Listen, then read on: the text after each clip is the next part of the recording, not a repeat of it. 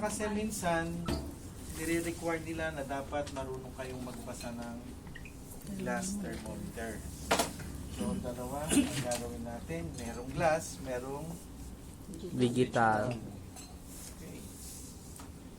So, first procedure is the preparation of the different materials that you are going to use. Ano-ano yung mga materials na yun? Naka-enumerate dyan. Thermometer. So, sa atin, merong glass, may digital. Ano pa? Cotton balls. Yung alcohol, nandito na. No? May alcohol na to. Sphygmomanometer. Stethoscope. Ano pa? Nandito na nga. Watch with Watch seconds. with seconds. Small notebook and pen. Okay, para saan yung small notebook and pen for your recording. No? Pag nire-record nyo yung mga Data. nakuha yung vital sign. No? Ano pa? Ano pa? Ano? Okay, second procedure, assuming we will be washing our hands. Pero sasabihin nyo pa yon kahit na hindi kayo maghuhugas. No? Kasi di ba, before and after the procedure, dapat naghuhugas tayo ng kamay. So, yan yung mga different considerations na gagawin natin bago natin kuhanan ng vital sign yung pasyente natin. After you have washed your hands, you have to check for what? Anong check mo sa patient's chart? Name. Anong importante dyan? Okay. So, for example, check mo yung name kasi ganito yan. I-assign ka ng instructor mo sa hospital or ng supervisor mo. O check mo yung vital sign ni Miss Agustin, sabihin. O, ikaw lang, susulat mo yung Miss Agustin. Titignan mo ngayon sa chart yung si Miss Agustin. O, ano pa yung name? Aside from the name, ano titignan mo dyan? Importante ba kaya yan? Hindi na. Tayo na yan. Ano pa? ID ba? Okay na. Paano ID ba? Nasa nurse station ka pa lang. Sinuha mo pa lang yung chart. Diba? Check the chart. Wala naman chart. Wala naman chart sa pasyente. Nasa nurse station yan. Ano pa ang check mo doon sa chart? At saka hindi nyo pala pwedeng dalhin yung chart. Mga caregivers hindi pwedeng magdala ng chart. Titignan mo lang. Ano pa? Room number. Siyempre, saan pupuntahan yan, di ba? Alam mo lang yung pangalan. O, naghanap ka, napakalaki ng ospital. Ikot-ikot ka dyan. Dapat alam mo yung room number. Kasi may small notebook and pen ka nga eh. Sinusulat mo na rin yung data doon. Dahil bawal tayong magdala ng chart. O, ano pa? Ang mga importante na dapat nating malaman doon sa chart ng pasyente. Tapos na po tayo doon. Sino yun? Ano pa? Yung importante. Ha? Making sure that the room have light. Parang hindi. Tinatagalog ko na nga, hindi ko na ini-English. Parang hindi nyo pa rin naiintindihan yung tanong ko. Ano yung titignan natin dun sa chart? Anong make sure that the room...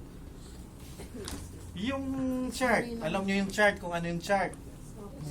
Yun yung record ng pasyente. Ano daw ang titignan natin dyan? Ano sakit ng pasyente? Aba, doktor ka ba? Identify the patient. Yung date na pag Yun, yung previous vital signs. Yun yung importante kasi doon tayo magbe-base. For example, doon sa blood pressure, di ba? Dapat alam natin yung kanyang vital sign para hindi lalayo. Hindi mo masyadong i-inflate or under-inflate yung kanyang blood pressure.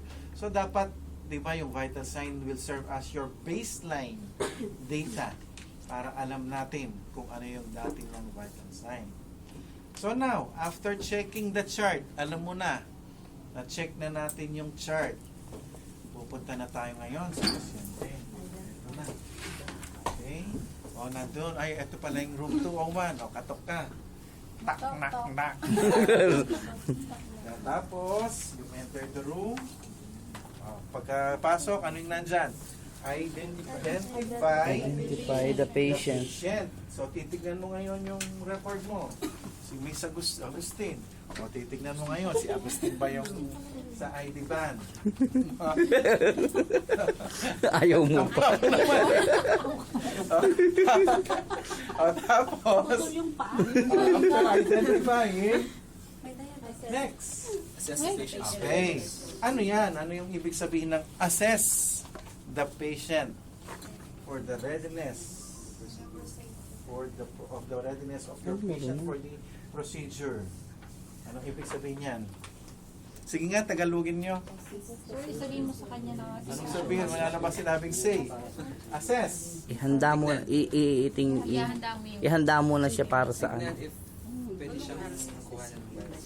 ng vital. Check natin kung pwede siyang tignan ng kunan ng vital sign. Paano natin check ngayon kung pwede siyang kuhanan ng vital sign? Ano yung gagawin natin? Ano yung sasabihin o tatanong natin? Ano?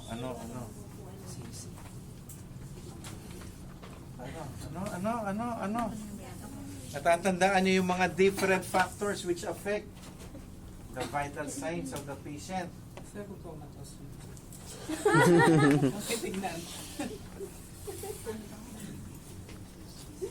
Yung mga factors na nabanggit natin kanina at saka nung isang araw. For example, ma'am, naglakad po ba kayo?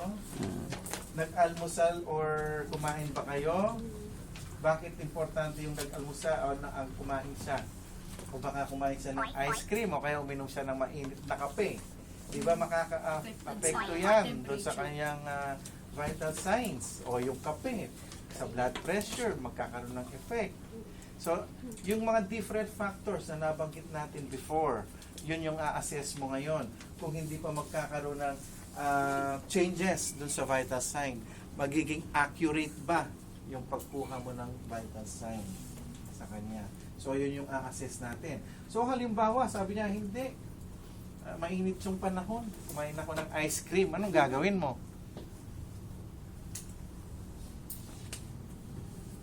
Balikan na lang, sir. Balikan mo pa rin. Yan, no? Babalikan mo. Hindi mo siya pwedeng kuhanan ngayon ng vital sign. For example, sabi niya, naglakad-lakad ako sa corridor, kararating ko lang. Babalikan Hindi mo. mo pwedeng kuhanan. Pagod pa siya. So, babalikan mo ngayon 20 to 30 minutes. Okay? So, yun yung assess. After assessing, so sa pag-assess natin, okay naman. Nandyan lang siya, comatose nga, sabi niya. Hindi siya umalis. Anong gagawin ngayon? Explain this procedure. Okay? Hindi, comatose, di dyan. Hindi niya marinig. Natutulog lang pala. Sige. So, pagkatapos nun, explain natin. Importante din yung pag-explain ng procedure. Anong rationale dyan? Be sure that the patient is well informed regarding the procedure. Okay. Pag in-explain mo ba, halimbawa, sasabihin mo ba sa pasyente, Ma'am, I will be getting your vital signs. No. O, anong sasabihin mo? O, yung no. Sino yan? Kasi naalala ko sinabi ko kanina, kasi magpapanik na ako. Baka mapanik. Panic? Maka-stress siya. O, paano mo explain ngayon? Alam naman niya, diba? Normal naman talagang kinukuhanan parati yan. Alam na nila na kinukuhanan. Pero wag mong sasabihin vital signs kasi hindi nila naiintindihan yon. Explain mo yung procedure in such a way na maiintindihan niya. Pag sinabi mo yung kukunan mo ng BP, ay gustong-gusto niyan, di ba? Ma'am, kukunan ko po kayo ng presyon. Ay, sige nga. Oh. Pero pag sinabi mo, ma'am, kukunan ko kayo ng vital signs. Di niya yan. Baka kabahan. Ano ba yun? So, yung naiintindihan niya. Baka pati pa nga yung bantay, magpapakuha ko sa'yo. No? So, explain daw natin yung procedure sa pasyente, kung ano yung gagawin natin sa kanila. Kasi, alam naman yan pagpasok ng hospital, normally, sa emergency room pa lang, kinukuhanan na yan ng vital sign. So, sabihin mo, kukunan kita ng presyon, tsaka ng grado, baka may lagnat ka. So, yun, naiintindihan nila yon. Okay. After explaining the procedure, ano na yung gagawin? Bakit daw? To read the calibration Kasi accuracy. nga, no, pag madilim, halimbawa, gabi ka kukuha ng vital sign, hindi mo mababasa sa ayon sa pag-briefing. So, yung mga introduction na yan yung mga tinatawag na consideration before you take the vital sign of the patient. Kasi hindi naman tayo pwedeng basta-basta lang kukuha ng pasyente. Meron pang additional dyan, dapat you have to keep the privacy of your patient while taking the vital sign of the patient. No? Tapos, keep the patient comfortable or dapat nasa comfortable position siya. Ang magandang pagkuha ng vital sign yan, nakahiga siya. Pero minsan may order sa inyo na kukunin niyo yung vital sign na nakahiga at saka nakaupo. O, sa atin, sa assessment natin, kukuha natin siya ng vital sign nakahiga. Ay, hindi pala sa yung kukunan natin. By partner ang kukuha ng vital sign. I-divide ko kayo into 2 groups. No? 2 groups. Tapos, ako yung bubunot kung sino yung kukunan nyo ng vital sign. Kasi, bakit ba ganon? Halimbawa sila, nag-usap na yan. Ano mo? Alam na nyo na kung ano yung kanya BP or kung ano yung pulse rate niya. So, halimbawa, pipili lang ako sa first group or bubunot lang tayo kung sino yung number 1. Then, yung partner niya, ako na yung bubunot nun. Kung sino. Dun sa araw na yun. Yes, Malalaman yung partner. dun sa araw na yon. No? Tsaka yung number 1 na rin, kayo nang bubunot dun sa number 1. So, that day. So, hindi mo alam kung sino yung magiging partner mo. Okay? Sige, tapos na yung mga introduction. Ano na yung susunod niyan? Okay, that will be the first vital sign that you are going to take. Temperature. Take the thermometer out of its container. Ikot nga. Tapos, Wipe it with Ay, sorry. rotary motion. okay, ito yung cotton ball. Hindi So, lang. with alcohol, wipe it down from the bulb. Ito yung bulb na tinatawag natin. To the stem. On one firm rotary or twisting motion. So, 1. Discard mo doon sa empty container. Then, Check to see that the mercury is 35 okay, degrees Celsius. dito sa mga glass thermometer, be careful in handling the thermometer kasi wala nang ganong stock nito.